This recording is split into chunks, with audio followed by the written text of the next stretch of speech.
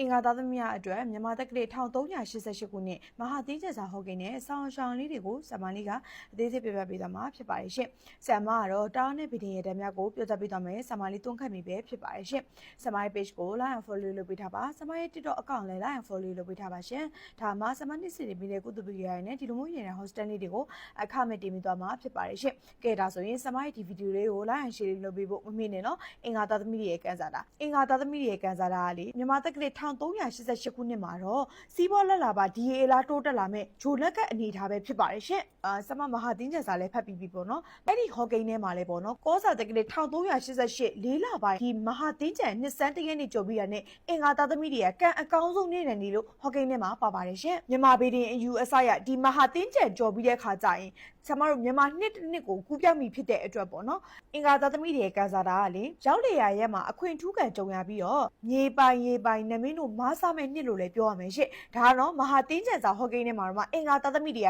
ကဘယ်နေရာရောက်အခွင့်ထူးခံကြုံရမယ်လို့ခေါ်ကိန်းထဲမှာတော့ပါတဲ့အတွက်အင်္ဂါသားသမီးတွေကန်စားတာဒီမဟာတင်းကျန်ကြော်ပြီးရင်တကယ်လက်မထောက်ရမယ်နှစ်လို့ပြောရမယ်ရှင်အဓိကကလေရောက်ရအရက်မှာထူးကဲလာဆိုတော့အခွင့်ထူးခံတွေကိုကြုံရပြီးတော့အင်္ဂါသားသမီးတွေကဒီနှစ်မှာထူးကဲလာဆိုတော့အခွင့်အရေးတွေရရှိမဲ့နှစ်လို့လည်းပြောရမယ်ရှင်ဆမရဲ့အင်္ဂါသားသမီးတွေကံမကောင်းသေးပါဘူးဘယ်ကနေပြီးတော့ပတ်စံနေရလာမှလဲအခုထိလက်ထဲမှာရေရသုံးဖို့တော့မရှိပါဘူးလို့မပြောနဲ့တကယ်ကိုမဟာတင်းကျန်စာဟောကိန်းမဲ့မှာလဲအင်္ဂါသားသမီးတွေကံကောင်းလာပြီနော်ဆမရဲ့ဒီဟောကိန်းတွေမှာဆမဇာတာခွင်ဂျိုနှက်ခတ်ရကြည့်ပြီးတဲ့အခါမှာအင်္ဂါသားသမီးတွေလည်းကန်စာတာအလင်းတန်းကိုရောက်ရှိလာပြီဒါပေမဲ့မရှိစကားကိုမပြောနဲ့ပေါ့နော်ဆမတို့ဒီမဟာတင်းကျန်ကြော်ပြီးတဲ့ခါကျရင်အင်္ဂါသားသမီးတွေကတကယ်ကိုလက်ခမောင်းခတ်ရမယ်အချိန်ငွေကြီးနဲ့ကန်ဆာတာနဲ့ပတ်သက်ပြီးတော့စီးပွားရေးတွေပြန်တက်မဲ့နှစ်လို့ပြောရမယ်ရှင်အင်္ဂါသားသမီးတွေကကန်ဆာတာအနေအထားရဂျိုစီဂျိုနေအရာလေအရင်နှစ်ကဘလောက်အလို့လို့မျော်မှန်းထားသလောက်အရာမရောက်ဘူးနော်အင်္ဂါသားသမီးတွေထဲမှာဒါပေမဲ့ဒီနှစ်မှာအင်္ဂါသားသမီးတွေကချေချလေရမြေတိုင်းမှာအောင်မြင်နေရမယ်နှစ်လို့ဆိုရမယ်ရှင်ချို့ဆိုပြောရပေါ့နော်ကိုလုံးမကူစားရတယ်ဘေးရင်ရတရားတွေလုတ်တော့ဘာအကျိုးထူမှာလဲဘာစွမ်းမှာလဲပေါ့နော်ကိုလုံးမကူစားရတယ်ဟုတ်ပါတယ်ဒါပေမဲ့ကန်လေးရကူနေတော့သူများတခါ3နှစ်လောက်စူးစမ်းရမယ့်နေရာမှာဖះတက်လုတ်ပြီးတော့ကန်ကောင်းတဲ့သူတွေကတော့တစ်နှစ်ထဲနဲ့အိမ်ဆောက်သွားတယ်တိုက်ဆောက်သွားတယ်အကျွေးတွေဆက်သွားတယ်ကားတွေချက်နေဝင်နိုင်တယ်အဲ့ဒါဘာဖြစ်လို့လဲဆိုတော့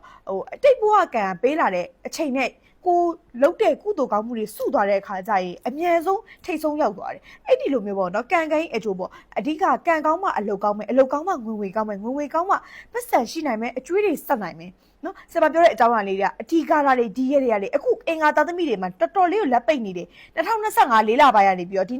2026လေးလပိုင်းထိကိုငွေမဝင်ဘူးငွေမစုမိဘူးနော်ရှာတပြားငွေတွေအကျွေးဆက်ရတာတဲ့နော်ဘာမှအကြီးကြီးမားမားအဖက်တင်တာမျိုးဆိုရှိလားဆိုတော့မရှိဘူးအဓိကကလေငွေဝင်က1000ဆိုရင်ထုတ်ငွေက1000အဲ့ဒီလိုငွေဝင်နဲ့ထုတ်ငွေမများတဲ့အတွက်လုပ်ငန်းတွေမလဲပတ်ဘူးစီးပွားရေးကနေထင်သလောက်ရှေ့မရောက်ဘဲနဲ့တော်တော်လေးကိုဂျမ်းဖြစ်ခဲ့တဲ့နှစ်လို့ပြောရမယ်ရှင်အင်္ဂါသားသမီးတွေမှာအရင်နှစ်ကစီးပွားကျပြီးတော့ငွေမဝင်တဲ့သူတွေလက်ပိတ်နေတဲ့သူတွေရှိရဆိုရင်ပေါ့နော်ဒီဗီဒီယိုရဲ့အဆုံးမှာစာဝန်ရှောင်လေးတွေနော်ပြုလုပ်ရမယ့်အထူးရည်လေးတွေဆမကတွေးပြပေးသွားမှာမလို့ဆမရဲ့ဒီဗီဒီယိုလေးကိုစောင့်ကြည့်ပြီးဖို့မှာချင်ပါတယ်ရှင်အင်္ဂါသားသမီးတွေမှာစီးပွားရေးလုပ်တဲ့သူတွေအရင်2025လေးလပိုင်းကနေအခု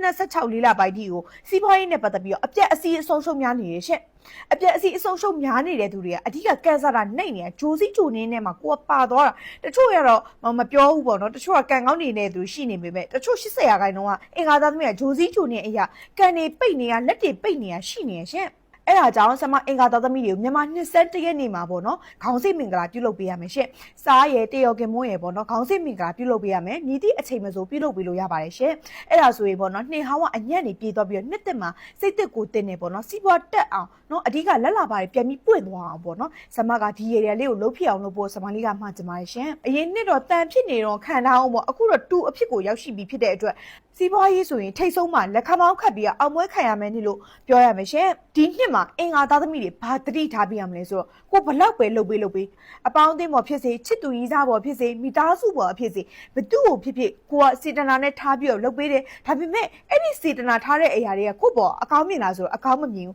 နော်ကိုပေးလိုက်တဲ့အရာတိုင်းကိုသူတို့ကဒါကတာဝန်ဝတ္တရားအနေနဲ့သူလုပ်ပေးနေရတာအဲ့အတွက်ကျေးဇူးတင်ဖို့ပြောဖို့နေသားသားပေါ့နော် तू ကငါ့အတွက်တာဝန်ဝတ္တရားရှိတယ်နော်ဝတ္တရားရှိလို့လုပ်ပေးရတယ်ဆိုတော့အတွေးတွေရှိနေတဲ့သူတွေကိုနာမှာရှိနေတတ်တယ်ရှင့်အဲ့အတွက်စိတ်ပင်ပန်းရတယ်စိတ်ရှုပ်ရတတ်တယ်အထူးဂရုစိုက်ပေးရမယ်ရှင့်မဟာတင်းကျန်ကြော်ပြီးတဲ့ခါကျရင်အင်္ဂါသားသမီးတွေလုပ်ငန်းခွင်မှာအပေါင်းအသင်းနဲ့ပတ်သက်ပြီးတော့လူမျိုးကြားဖြစ်စေနော်အပေါင်းအသင်းနဲ့ပတ်သက်ပြီးတော့ဘာသာကြားဖြစ်စေ နော်ကိုကိုစိတ်ရှုပ်အောင်စိတ်ညစ်အောင်လုပ်တတ်တယ်အထူးဂရုစိုက်ပေးရမယ်ရှင်အဓိကလုတ်ဖို့ကိုင်းပဲအချင်းချင်းကိုကိုမနာလိုတာကြောက်တွန်းတာနော်အဲ့ဒီလိုမျိုးလေးတွေဖြစ်တတ်တာမို့လို့ဂရုစိုက်ပေးရမယ်နှစ်လို့လည်းပြောရမယ်ရှင်တခါလေကြာရင်အင်္ဂါသားသမီးတွေကစေတနာလောက်ပဲထားတာနော်အဓိကကျေးဇူးကမ်းတဲ့သူတွေနဲ့ပဲတွေ့နေရတယ်ဒါပေမဲ့စိတ်မပူနဲ့အဲ့ဒါသူ့ရဲ့ကံကံကြီးအကျိုးလို့ဆိုတော့ तू မကောင်းတာလုပ်ရင်မကောင်းတဲ့အတိုင်းပဲ तू ခံစားရမှာဖြစ်တဲ့အတွက်ကိုယ်တိုင်ကကောင်းတဲ့အရာတွေလုပ်ခဲ့တဲ့အတွက်ပေါ့နော်အဲ့ဒီအကျိုးရလဒ်တွေလည်းခံစားရတော့မယ်နှစ်လို့လည်းပြောရမယ်ရှင်အင်္ဂါသားသမီးတွေဒီမဟာတင်းကြံကြော်ပြီးတဲ့ခါကျရင်မြန်မာနှစ်သက်မှာအပြောင်းလဲတွေများမယ်ရှင်အပြောင်းလဲဆိုတာကောင်းတဲ့အပြောင်းလဲတွေပါအိမ်အပြောင်းလဲနော်အလုပ်အပြောင်းလဲတွေများမယ်နှစ်လို့လည်းပြောရမယ်ရှင်အလုံးနဲ့ပတ်သက်ပြီးတော့ပေါ့နော်အလုပ်ခဏခဏပြောင်းရတဲ့ရှင်အလုံးနဲ့ပတ်သက်ပြီးဒီအလုပ်ကအဆင်မပြေလို့တခြားအလုပ်ကိုပြောင်းရတာပေါ့နော်အလုပ်ခဏခဏပြောင်းရတဲ့နှစ်လို့ဆိုရမယ်ရှင်ဒါပေမဲ့နောက်ပြောင်းမဲ့အလုပ်ကပေါ့နော်ရေရှည်လုံနိုင်မဲ့အလုပ်ကိုရနိုင်ခြင်းရှိပါတယ်ရှင်အင်္ဂါသားသမီးတွေထဲမှာပေါ့နော်ဒီမြန်မာနှစ်သက်ထဲမှာနိုင်ငံရခြားသွားခြင်းတဲ့သူတွေဗီဇာနဲ့ပတ်သက်ပြီးတော့ကြက်ကြနေတဲ့သူတွေပေါ့နော်ဘာလို့ကမလဲဆိုတော့ကြံရည်သုံးခွက်လှူပြီးတော့မြတ်စွာဘုရားရှင်ကိုရောမြတ်ကြီးကိုလှူပြီးတော့ဆူတောင်းပေးပါကြက်ကြနေတဲ့ဟာတွေအမြင့်ဆုံးပြမြောက်စေပါတယ်ရှင်အင်္ဂါသားသမီးတွေရဲ့အခြေရေးနဲ့ပတ်သက်ပြီးတော့အင်္ဂါသားသမီးတွေဒီမြန်မာနှစ်သက်ထဲမှာပေါ့နော်မင်္ဂလာဆောင်ရမယ့်နှစ်လို့ပြောရမယ်ရှင်ပြီးရင်အိမ်တော်ကြီးနဲ့ပတ်သက်ပြီးတော့အင်္ဂါသားသမီးတွေထဲမှာပေါ့နော်အိမ်တော်ဘက်နဲ့အတူတူခရီးဝေးသွားရရှိပါတယ်ရှင်အိမ်တော်ဘက်ကလည်းကိုယ့်ပေါ်မှာနှွေးထွေးတဲ့ကျင်နာမှုတွေရနိုင်မယ်နှစ်လို့လည်းပြောရမယ်ရှင်ကျမ်းမာရေးအင်္ဂါသားသမီးတွေဒီနှစ်မှာကျမ်းမာရေးနဲ့ပတ်သက်ပြီးဘာတတိထားပြရမလဲဆိုနှလုံးအားနေတဲ့ယောဂနော်ဒါမှမဟုတ်ခန္ဓာကိုယ်ဟော်မုန်းနဲ့ပတ်သက်တဲ့ယောဂဥပမာသွေးသားနဲ့ပတ်သက်ပြီးတော့သွေးသားအပြောင်းလဲတွေပေါ့နော်မိန်းကလေးဆိုရင်အမျိုးသမီးမိရဲ့ယောဂနော်အမျိုးသားဆိုရင်လည်းအမျိုးသားနဲ့ပတ်သက်တဲ့ယောဂအဲ့ဒီလိုမျိုးလေးအထူးဂရုစိုက်ပေးရမယ်နှစ်လို့လည်းပြောရမယ်ရှင်အင်္ဂါသားသမီးတွေပညာရေးနဲ့ပတ်သက်ပြီးတော့ဒီ2026လေးလပိုင်းမှာဟာတင်းချန်ကြော်ပြီးတဲ့ခါကျရင်နော်ကိုကနိုင်ငံခြားသွားပြီးတော့ကျောင်းတက်ရခြင်းရှိပါတယ်ရှင်အဲ့အတွက်ပညာရေးနဲ့ပတ်သက်ပြီးတော့အထွတ်အထိပ်ရောက်မဲ့နှစ်လို့လည်းပြောရမယ်ရှင်အင်္ဂါသားသမီးတွေနော်ဒီ2026လေးလပိုင်းကနေစပြီးတော့ဘာပဲလို့အဆင်ပြေအောင်ငွေကြေးနဲ့ပတ်သက်ပြီးတော့ငွေမဝင်ဖြစ်နေတဲ့သူတွေငွေဝင်လမ်းပွင့်သွားအောင်အဓိကလက်လာပါပိတ်နေတဲ့သူတွေလက်လာပါပွင့်သွားအောင်ဘာပဲလို့အဆင်ပြေအောင်စီးပွားရေးလူမှုရေးကျန်းမာရေးအိမ်တော်ရေးနော်ပညာရေးစတဲ့အဖက်ဖက်ကနေရှိရဲ့အရာအလုံးအဆင်ပြေချုံမွေ့ဖြစ်နိုင်အောင်ဆမကရေတရာကောင်းလေးကိုပြတ်ပြီးတော့မှာဖြစ်ပါတယ်ရှင်အဲ့ဒီရေတရာကအရန်ကိုလည်းကိုရုပ်ရှင်ပါတယ်ဆမတို့ဗုဒ္ဓမြတ်စွာဘုရားရှင်ကိုရမေကြီးကိုပေါ့နော်နွားနို့တစ်ခွက်နဲ့ပေါ့နော်ကိတ်မုတ်6ချက်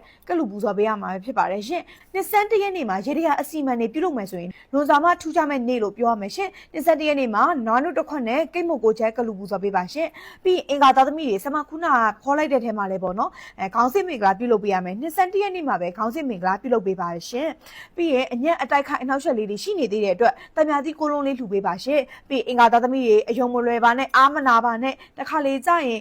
စေတနာအရင်မထားပါနဲ့လို့ဆမကတော့မေတ္တာရှိထားပြီးတော့အင်္ဂါသားသမီးတွေကိုအကြံပေးချင်ပါတယ်ရှင်ကဲဒါဆိုရင်ဆမရဲ့ဒီဗီဒီယိုလေးကို like and share လေးလုပ်ပေးဖို့မမေ့နဲ့နော်ဆမရဲ့ဒီဗီဒီယိုရဲ့ comment အောက်မှာလည်းအရဟန်နဲ့မိမိရဲ့နိနံလေးတွေမှန်ထားပေးပါဆမလေးတဦးကြောင့်စီတိုင်းကိုစီမံစုတောင်းပေးပါမယ်ရှင်အဓိကငွေကံပွင့်အောင်နော်ဒီမြန်မာနှစ်သက်မှာလက်ပွင့်အောင်ငွေရွှင်အောင်ကံနေလက်ထနေအောင်ဆမကစီမံစုတောင်းပေးမယ်ပြီးရင်ဆမရဲ့ဒီဗီဒီယိုလေးကိုများများလေး share ဖို့မှာချင်ပါတယ်ရှင်ကဲဆမစီမှာဗီဒီယိုမေးလို့ရတယ်စာတာစစ်လို့ရတယ်တဲတော့မေးလို့ရတယ်ငွေကြေးကြောင့်ဖြစ်တဲ့အခက်အခဲလေးတွေလာရောက်တိုင်မင်းဆွေးနွေးလို့ရပါတယ်ရှင်ဆမစီမှာနာမည်နည်းနဲ့မွေးနေ့လေးပြောပြီးတော့ကိုယ့်ရဲ့စီးပွားရေးဇာတာနဲ့ကိုက်မဲ့အဆောင်လက်ဖွဲ့တွေလာရောက်ပြီးတော့မှာယူလို့ရပါတယ်ရှင်ကဲဒါဆိုရင်ဆမကိုကြည့်ရှုနေတဲ့ခုနှစ်သားသမီးများအားလုံးမြန်မာနှစ်သက်ကနေစပြီးတော့စိတ်ချမ်းသာခြင်းကိုယ်ကြီးကျန်းမာခြင်းနဲ့ပြည့်စုံကြပါစေဆမလေးကစီမံစုတောင်းပေးလိုက်ပါတယ်ရှင်အားလုံးပဲကျေးဇူးတင်ပါတယ်ရှင်